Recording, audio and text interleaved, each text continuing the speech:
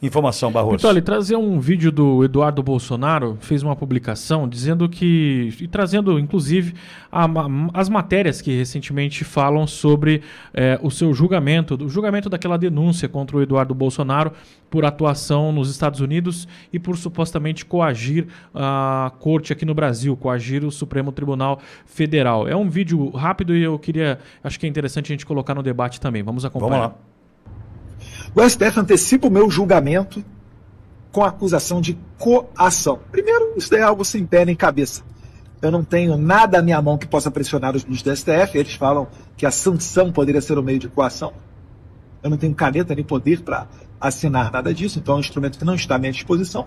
E tampouco trata-se de um instrumento ilícito, porque é a lei Magnitsky, uma lei norte-americana.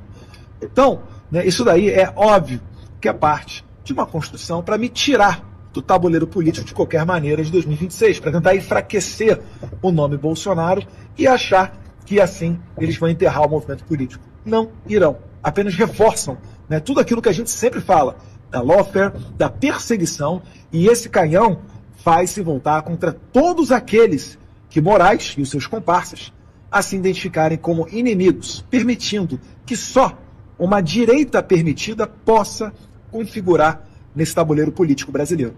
A minha resposta é simples. Eu já contava com isso. Eu sei que o Moraes, que inclusive é o relator desse caso, aliás, é o relator de tudo que se refere à minha família e à direita, ele sempre vai dobrar a aposta.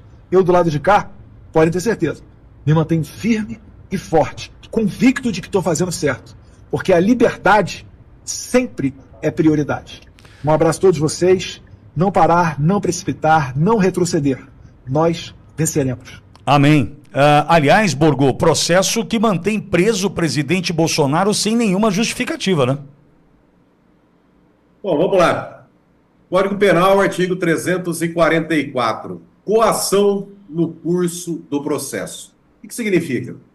Usar de violência ou grave ameaça com o fim de favorecer interesse próprio ou alheio contra a autoridade, parte ou qualquer outra pessoa que funciona ou é chamado a intervir em processo judicial, policial, administrativo ou em juízo arbitral. Onde é que está a parte central dessa questão? Usar de violência ou grave ameaça. Então, no entendimento dos juízes, dos ministros, o Eduardo Bolsonaro estaria usando de violência? Não é violência física, enfim, não pode se tratar de violência abstrata. Então, Eduardo Bolsonaro estaria praticando uma grave ameaça ao expor para os Estados Unidos as arbitrariedades que estão ocorrendo no Brasil, com a finalidade da aplicação de sanções a ministros americanos. Pelo menos é isso que eles estão dizendo. Tá bom. A partir do momento que os Estados Unidos aplicam a lei Magnitsky no Alexandre de Moraes e o define como violador de direitos humanos, é porque teve um processo nos Estados Unidos e foi provado que o Alexandre de Moraes é um violador de direitos humanos. E, Pitolli, é uma máxima do direito penal que ninguém pode ser penalizado por praticar o que é certo.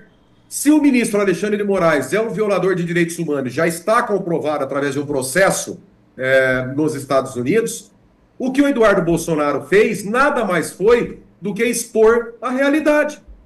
Qual que é a grave ameaça? Por um lado, nós temos a situação que o Eduardo deixou claro, que não cabe a ele não é o dono disso aqui, da caneta. Não é ele que sanciona, não é ele que aplica penalidades aos ministros do Supremo. Se os fatos fossem mentira, mas o Eduardo Bolsonaro está mentindo, então é uma forma de coação no curso do processo. Se fosse mentira, os Estados Unidos não teriam aplicado a lei Magnitsky, ok? Aí até para aqueles petistas mais orelhudos, que podem falar, mas há um pacto entre o Eduardo e o Trump, tem que lembrar que nos Estados Unidos, a fraude processual, a aplicação de uma lei dessa, da cadeia, pode derrubar o presidente dos Estados Unidos. Também tem que lembrar que a aplicação da lei Magnitsky, inclusive no governo dos democratas, no governo Biden, porque lá nos Estados Unidos, o Borgo está lambendo os Estados Unidos. Não, óbvio que dá inveja. Olha o que está acontecendo aqui no Brasil, com essa pouca vergonha judiciária, com esse golpe que foi dado no Brasil. É óbvio que nós temos que nos reportar, que nós temos que trazer exemplos que dão certo.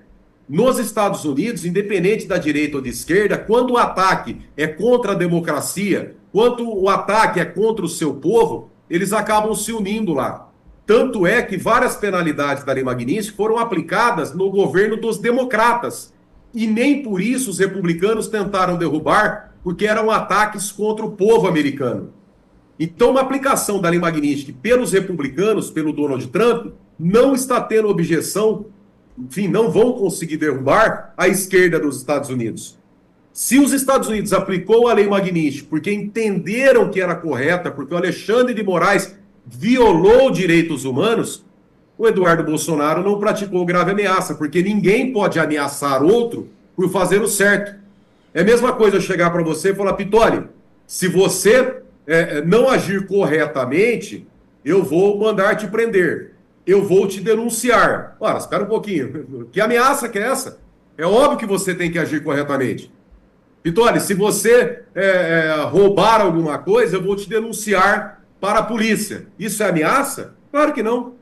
Agora, é claro, é nítido, nós vivemos num regime de exceção, aonde o objetivo é tirar o presidente Bolsonaro, os seus familiares e todos aqueles que de qualquer forma ameacem a ditadura. É só isso. É uma perseguição a Eduardo Bolsonaro, lembrando que a gente tem que deixar muito claro, quando o Eduardo Bolsonaro foi para os Estados Unidos, que pediram a cassação do visto dele, você lembra, Pitoli, qual foi o parecer do Procurador-Geral da República? Ele não está agindo aplicando coação no curso do processo. Não tem o porquê cassar o visto do Eduardo Bolsonaro. O Procurador-Geral da República, lá atrás, ele se manifestou. Então, o que mudou de lá para cá? Qual que foi a mudança que teve? Nenhuma. Era uma arapuca que estavam armando para o Eduardo Bolsonaro para caçar o visto dele e, no final, aplicá-lo a pena de prisão, assim como estão fazendo com o presidente Jair Messias Bolsonaro. É muito claro, é muito óbvio.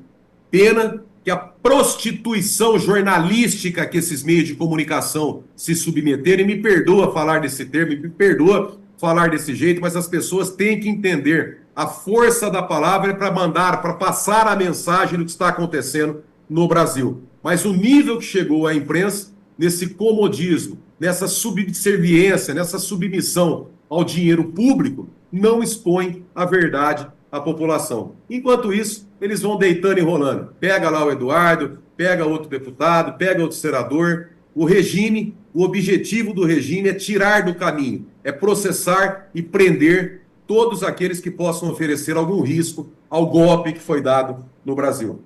Lembrando, Eduardo Bolsonaro, se tiver o seu nome à disposição, é eleito senador por São Paulo, nenhuma dúvida, né?